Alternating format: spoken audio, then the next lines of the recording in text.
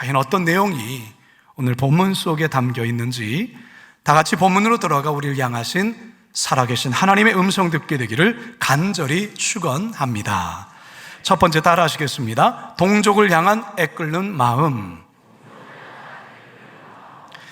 바울이 에베소에 처음 들렸을 때는 2차 선교 여행 끝 무렵이었습니다. 이제 선교 여행을 마무리하고 자신을 파송했던 안디옥 교회로 돌아가려고 했던 길에 잠시 에베소에 들렸습니다. 그리고 늘 하던 대로 회당에 들어가 복음을 전했습니다. 그런데 정말 예상치도 않은 일이 벌어진 겁니다. 많은 유대인들이 바울의 메시지에 큰 관심을 보이더니 에베소에 계속 머물려 계속 말씀을 전해줄 수 있겠냐라고 부탁을 했던 것입니다. 사도행전 18장 19절 20절입니다. 시작. 에베소에 와서 그들을 거기 머물게 하고 자기는 회당에 들어가서 유대인들과 변론하니 여러 사람이 더 오래 있기를 청하되 허락하지 아니하고. 자, 그러면서 바울은 이렇게 답변을 합니다. 21절입니다. 시작. 작별하여 이르되 만일 하나님의 뜻이면 너희에게 돌아오리라 하고 배를 타고 에베소를 떠나. 만일 하나님의 뜻이면 너희에게 돌아오겠다. 바울은 이 약속을 지킵니다. 그래서 3차 선교여행을 시작하자마자 이곳 에베소로 달려온 것이죠.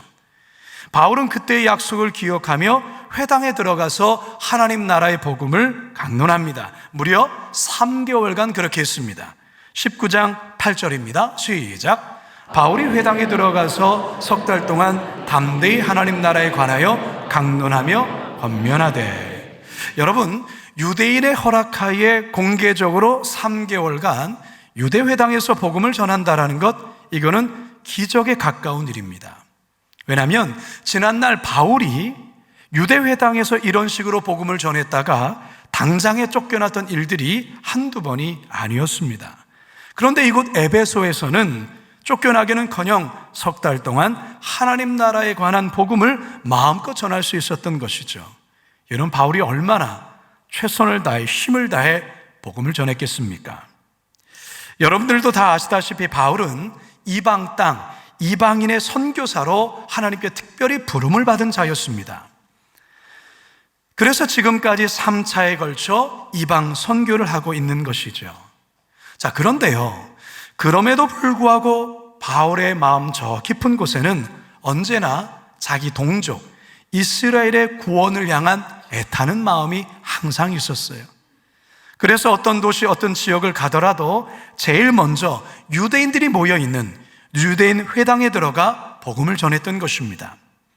우리가 로마서를 보면 이 바울의 동족을 향한 애타는 마음을 엿볼 수가 있습니다. 로마서 9장 1절에서 3절입니다. 시작. 내가 그리스도 안에서 참말을 하고 거짓말을 아니하노라.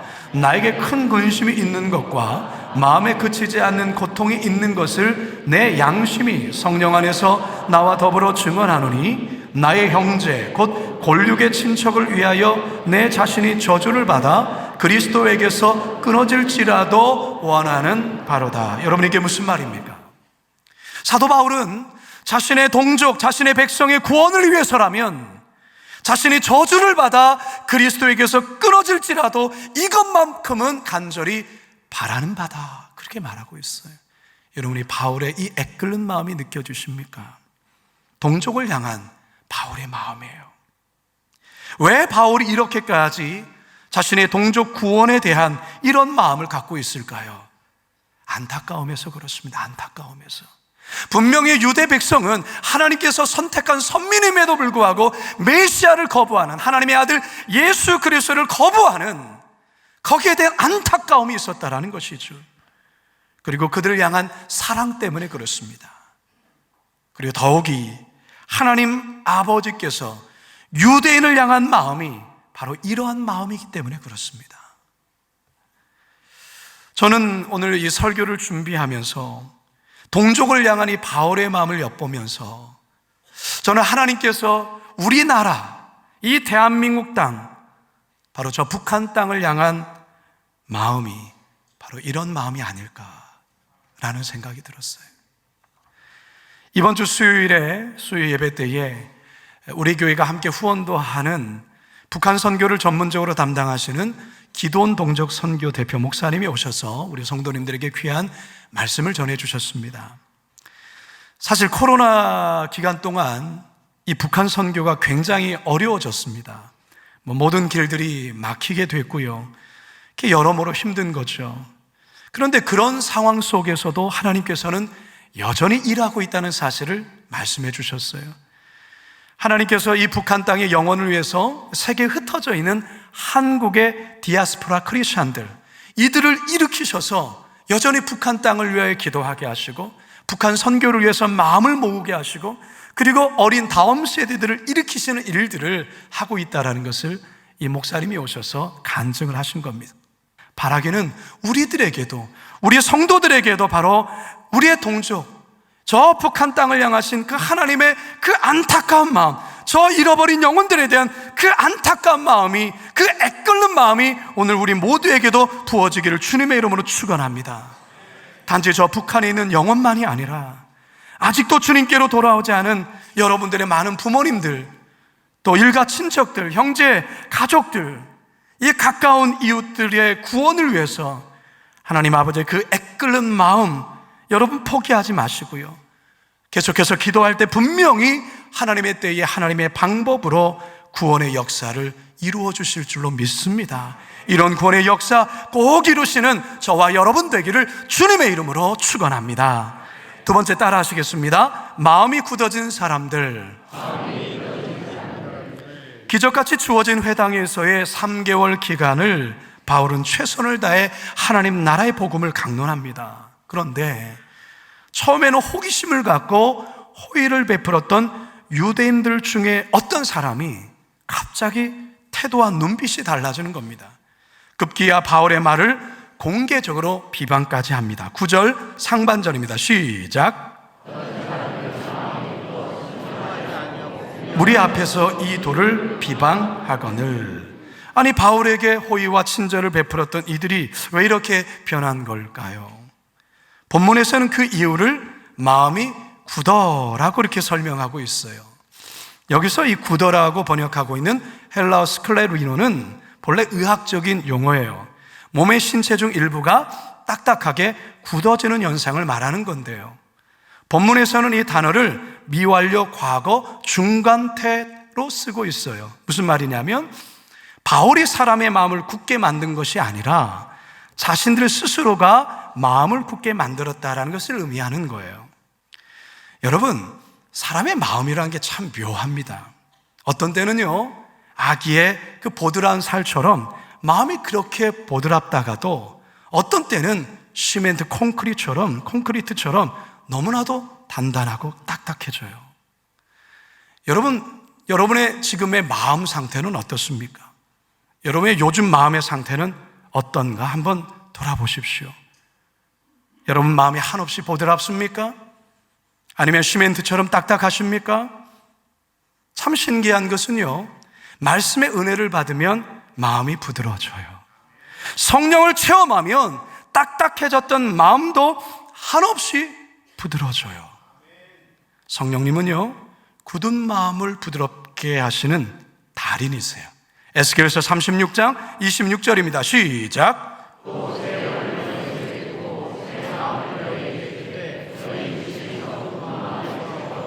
부드러운 마음을 줄 것이며. 하지만 여러분, 은혜 안에 거하지 않고 여기에 마음의 상처까지 입으면 마음은 점점 굳어버립니다. 마음이 굳어지면 회당의 유대인들이 그랬던 것처럼 하나님의 말씀을 튕겨내버립니다. 하나님의 말씀의 권위 앞에 순종하지 않습니다. 거역하는 마음이 강하게 일어나요. 불평하는 사람이 됩니다. 누군가를 향해 비방을 쏟아냈습니다. 바로 이 유대인의 이 회당 안에 있는 유대인들처럼 말이죠. 그래서 잠언에서는 우리에게 이러한 말씀으로 우리를 권면하죠. 잠언 4장 23절 시작. 더욱 내 마음을 지키라. 생명의 근원이 이에서 남이니라. 참으로 아이러니하게도 이 말씀을 기록한 솔로몬이 인생 말년에 자신의 마음을 지키지를 못합니다. 그래서 결국 하나님의 진노를 사서 솔로몬 왕 이후에 이스라엘은 두 왕국으로 쪼개지는 비극을 맞이하게 되죠. 열왕기상 11장 9절과 10절입니다. 시작. 솔로몬이 마음을 돌려 이스라엘의 하나님 여호와를 떠남으로 여호와께서 그에게 진노하시니라. 여호와께서 일찍이 두 번이나 그에게 나타나시고 이 일에 대하여 명령하사 다른 신을 따르지 말라 하셨으니 그가 여호와의 명령을 지키지 아니하였으므로. 그 마음을 돌이켰을 때, 그 마음을 지키지 못하였을 때 하나님께서는 꿈에 두 번이나 찾아오셔서 너 그 마음 돌이켜야 돼, 회개해야 돼 라고 말씀하셨지만 솔로몬은 듣지 않았어요. 회개하지 않았습니다. 바울 역시 마음이 굳어 순종하지 않은 이 무리로 인해서 결국 바울은 유대 회당을 떠나버립니다. 그리고 새로운 사역지인 두란노 서원에 새로운 둥지를 틀게 되죠. 9절 하반절입니다. 시작. 바울이 그들을 떠나 제자들을 따로 세우고 두란노 서원에서 날마다 강론하니라. 계속해서 권면하고 계속해서 말씀으로 권면할지라도 그 말을 끝까지 듣지 않으면 그때는 성령도 어떻게 할 도리가 없어요. 그때는 바울도 어떻게 할 수가 없는 것입니다. 그러니 바울이 더 이상 유대 회당에 머물지를 않고 떠난 것이죠. 아마도 이들은 하나님의 심판대 앞에 섰을 때 분명 땅을 치며 후회할 것입니다. 성도 여러분, 마음을 잘 지키시기 바랍니다. 마음이 굳어지지 않도록 늘 순간순간 말씀의 은혜 안에 거하시기 바랍니다. 이번 유기성 목사님이 말씀하신 것처럼 내가 그 안에, 그가 내 안에 거하라. 늘 하나님, 늘 주님의 은혜 안에 우리가 거해야 된다는 것이죠. 혹시나 생각으로나 말로나 죄를 지었다면 즉시로 회개하시고 돌이키셔야 됩니다. 왜냐하면 그거 방치하면 굳어집니다. 마음이 굳어지는 거예요. 혹시 여러분 분노가 치밀어 오는 일들을 당하셨습니까? 예, 분을 낼 수 있습니다. 그러나 그 분을 오래 품으면 안 됩니다. 하루를 넘기시면 안 돼요. 빨리 화해하시고 해결하셔야 됩니다.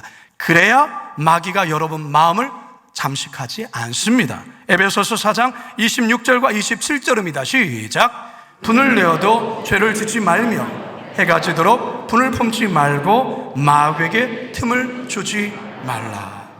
바라기는 굳은 마음이 아니라 늘 성령으로 충만해서 한없이 부드러운 마음으로, 또한 유연한 마음으로 그러한 성도들 되실 수 있기를 주님의 이름으로 축원합니다. 마지막 세 번째 따라 합시다. 복음의 위대한 결실.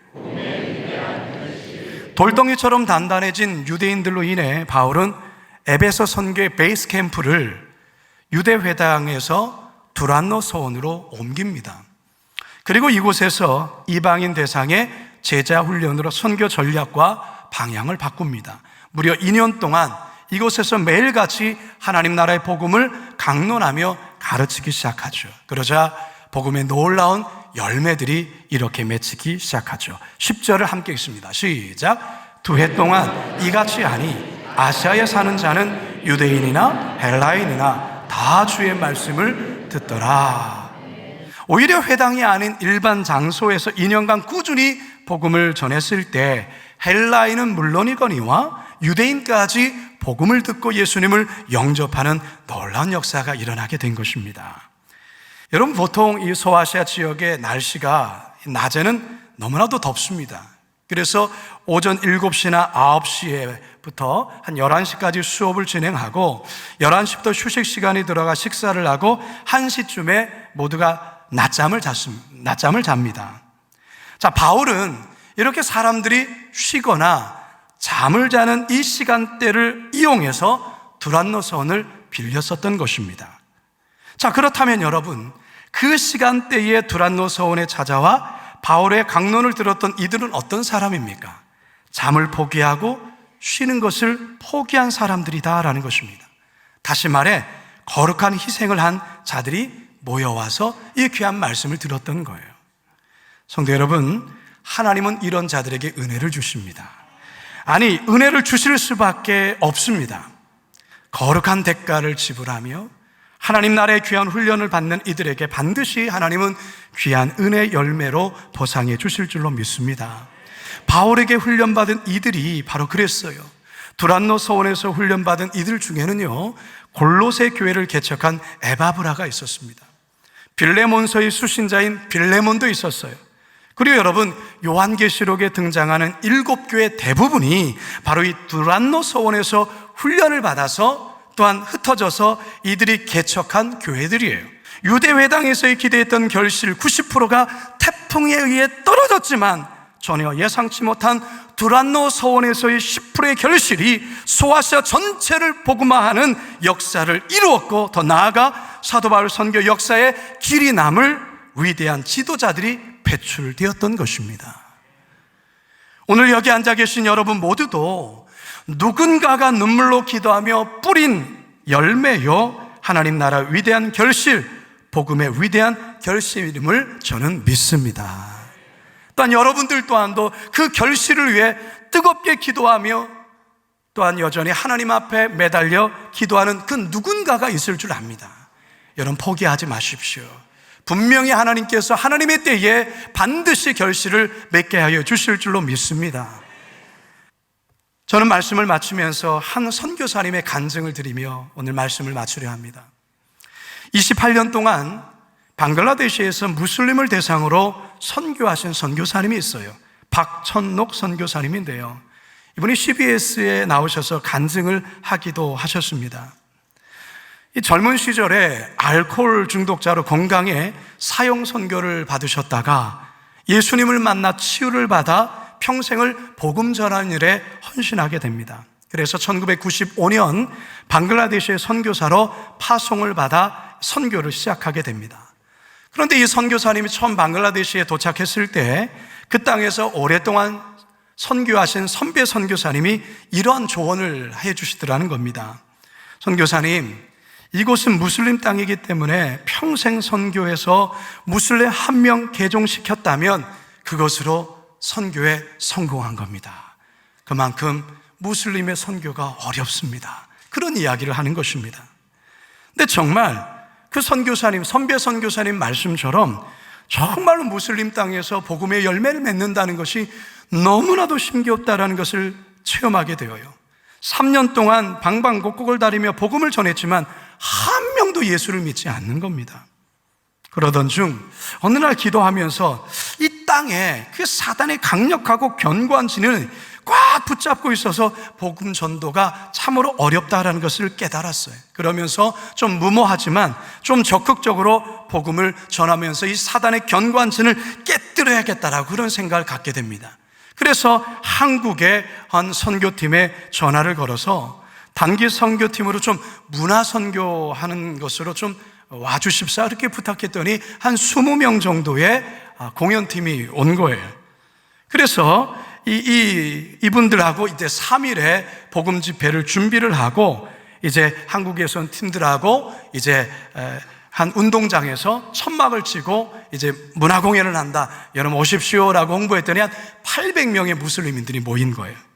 그러니까 이들이 이 한국 분들이 여러 가지 한국의 부채춤도 추고 또 여러 가지 태권도 시범도 하고 뭐 이런 거 하니까 이들이 너무 좋아들 하시더라는 것이죠. 너무 행복하고 너무나도 좋은 그런 표정을 짓고 있었는데 이제 선교사님이 나아가서 이제 예수님의 복음을 전할 차례가 되었어요. 복음을 전하는데 갑자기 분위기가 냉랭해지고 싸해지는 것이죠.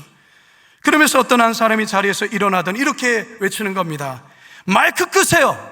당신들 우리 무슬림 개종시키려고 한국에서 온 거지. 당장 철수하지 않으면 이 천막 다 집어넣을 거야. 다 뒤집어 놓을 거야. 당신들 죽을 수도 있어. 이렇게 윽박을 지렀던 거예요. 너무나도 분위기가 살벌해지면서 그렇게 집회가 끝났어요. 난장판이 된 장소를 떠나 선교사님 숙소로 온 팀들은 과연 내일 집회를 할 수 있을까 걱정하며 기도를 했어요. 그렇지만 약속을 했기 때문에 다음날 불안한 마음을 갖고서 다시금 또 공연을 해야 될 장소로 갔는데 1,500명이나 모여 있는 거예요. 거기서도 이렇게 한국 공연을 하니까 다들 좋아하고 기분 좋아하는 그런 가운데 이제 예수님의 이야기를 전하는 순간 또다시 분위기가 싸해지면서 아주 난장판이 된 거예요. 그렇게 집회가 다 끝나고 단기 선교팀은 한국으로 다시 돌아가고 이 선교사님은 망연자실한 마음으로 집회 장소에 그냥 남아서 하늘을 쳐다보는데 갑자기 하늘에서 음성이 들리더라는 것이죠. 이 지역을 잡고 있는 마귀의 진이 무너졌다. 그러면서 또다시 이런 음성이 들리는 거예요. 이 지역의 영권을 네가 잡았다. 이 지역의 영혼이 죽고 사는 것이 너에게 달려있다 라는 너무나도 분명하고 선명한 음성이 들리는 거예요. 그리고 얼마 후에 그 집회를 난장판으로 만드는데 앞장섰던 한 청년이 선교사님을 찾아와서 선교사님 저 배 아파 죽겠는데 3일분 약을 좀 주십시오. 선교사님 굉장히 사실은 속이 쓰린 거죠. 이 집회를 다 망가뜨린 그 장본인이 와서 배 아프다며 약을 달라 하니까 그 주고 싶겠습니까? 그래도 어떻게 하겠습니까? 약을 주면서 이렇게 말했다고 합니다. 이 약 먹어도 안 나을 거예요. 이렇게 말을 했다라는 거예요. 정말 3일 후에 이분이 또 왔어요. 배 아프다고, 안 낫는다고. 그러면서 5일치를 더 해달라는 거예요. 5일치 주면서 또 얘기를 하는 거예요. 이거 먹어도 안 낫습니다.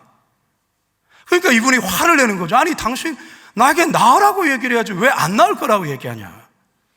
당신이 약만 먹어서 나을 수는 없습니다. 어떻게 하면 낫냐고. 회개해야 낫습니다. 회개가 뭐냐고. 당신이 무슬림에서 예수를 믿는 겁니다. 그게 회개입니다. 그냥 막 성을 내면서 그 약만 받아가 갔다라는 것이죠. 얼마 후에 또 왔어요.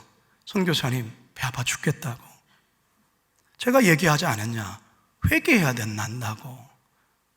당신 그러다가 죽을 수도 있습니다. 그러자 이 사람이 그럼 제가 회개하겠습니다. 제가 예수님 믿겠습니다. 그래서 이분이 이 선교사님의 그 첫 열매가 된 거예요. 근데 여러분, 이분이요 이미 그 지역에서 깡패로 유명한 사람인 거예요. 전과 20범이라고 하고요. 그러니까 이 사람 모르는 사람이 없는 거예요. 이 살벌한 사람이라는 거예요. 근데 이 사람이 예수를 믿고 그 다음부터 전도하기 시작하는데 5명 무슬림을 끌고 온 거예요. 이 사람도 선교사님 예수 믿어야 됩니다. 예수 믿게 해주세요. 그래서 이 사람의 복음 전해서 그들도 예수 믿게 된 거예요. 그리고 또 다음에는 또 10명을 데리고 온 거예요. 그 해에 이 사람이 무슬림 35명을 전도를 한 거예요. 그렇게 해서 교회가 세워졌어요. 선교사님들이 말하는 것은요, 세계에서 무슬림 선교가 가장 어렵다라는 거예요. 무슬림 선교는 계란으로 바위치기라고 합니다. 그런데 계란으로 바위를 쳐 바위를 깨뜨리는 이 일들이 이 선교사님을 통해서 일어나는 거예요. 여러분, 선교는 우리가 하는 것 같지만 우리가 하는 게 아닙니다. 하나님이 하시는 것이죠. 우리는 그저 도구에 불과한 것입니다. 그렇다면 우리가 해야 될 것이 무엇입니까? 중요한 것, 여러분, 영혼을 향한 아버지 하나님의 애끓는 마음을 우리 가운데 갖고 있으셔야 합니다. 그리고 마음을 굳게 하면 절대 안 됩니다. 굳은 마음을 제하고 부드러운 마음을 갖게 해달라고 늘 하나님께 기도하며 나아가야 하는 것입니다. 태풍에 떨어진 90%의 열매로 인하여서 좌절하거나 막 낙심하는 것이 아니라 여전히 달려있는 10%의 열매의 소망을 두고 기도하면 하나님께서 복음의 위대한 결실을 반드시 새롭게 맺게 하신다라는 것입니다. 두란노에서 이 위대한 결실, 이 복음의 위대한 결실처럼 여러분의 가정 속에, 우리 교회 가운데, 우리 선교사님의 선교 지역 가운데, 저 북한 땅 가운데 이런 놀라운 위대한 복음의 결실이 반드시 맺혀질 것을 주님의 이름으로 축원합니다. 축원합니다.